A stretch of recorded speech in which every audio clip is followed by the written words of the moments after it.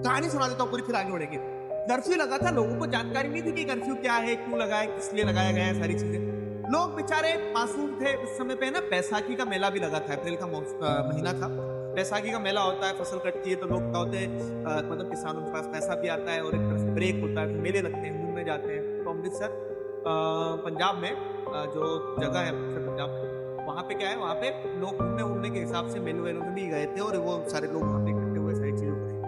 ठीक है। तो on 13th of April the infamous Jallianwala Bagh incident took place. यहाँ जलियांवाला बाग इंसिडेंट क्या हुआ वो मैं समझा रहा हूँ आपको। तो अब लोग इकट्ठे हुए थे कि चलो भाई बढ़िया है, क्या बोलते हैं, मेले में चल रहे हैं। और अब क्योंकि कर्फ्यू लगा था, लोग इकट्ठे नहीं हो सकते, तो इसी मेले का सहारा लेके कुछ पॉलिटिकल एक्टिविस्ट भी उन्होंने सोचा कि मेले में अपन मीटिंग कर लेंगे, चलो, है ना।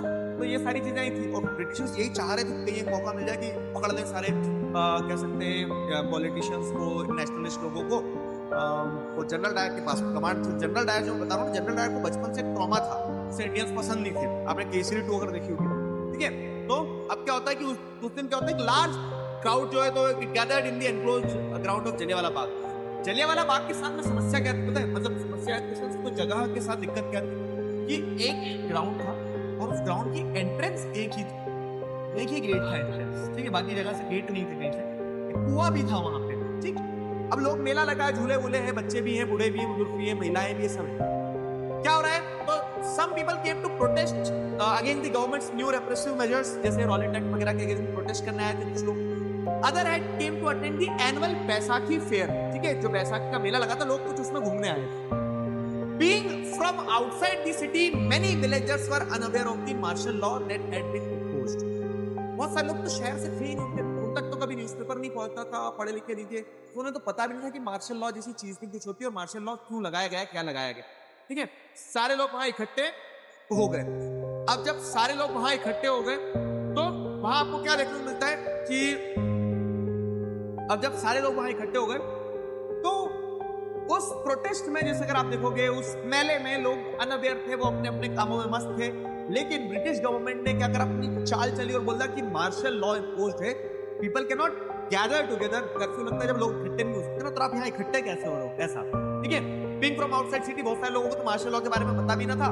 जनरल डायर इसी मौके का फायदा उठा के उस जलियांवाला बाग में एंटर करता है कि ब्लॉक द एग्जिट, एग्जिट बंद करता है और he straight away openly fired upon the people ruthlessly, ठीक है, बिना किसी डिस्क्रिमिनेशन के, मतलब ऐसे कह सकते हो ना, बिना किसी डिफरेंशिएशन के कि अरे महिला है, छोटा बच्चा है, ये तो पॉलिटिशियन नहीं है, तो गांव से आए, घूमने आए, मेले में आए। उसने कोई डिफरेंशिएशन नहीं किया, हर एक के ऊपर खुले आम गोलियां चलवा दी। देखो ये चीज इमेजिन करना कितनी भयावह होती है, कितनी पेनफुल होती है। आप एक मिनट के लिए सोचो, जिन लोगों ने वहां सफर किया हो, उन लोगों ने क्या सफर किया है ना।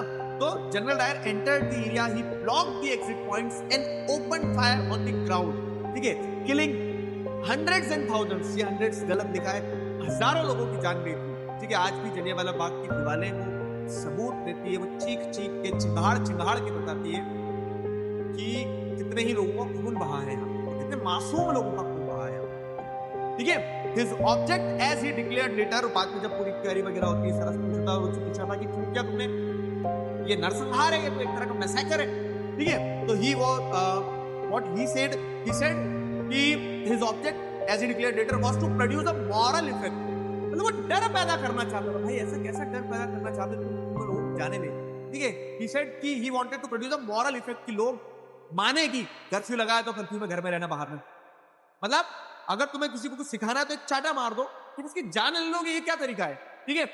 he said he wanted to produce a moral effect to create in the minds of Satyagraha, feeling of terror and awe, ठीक है।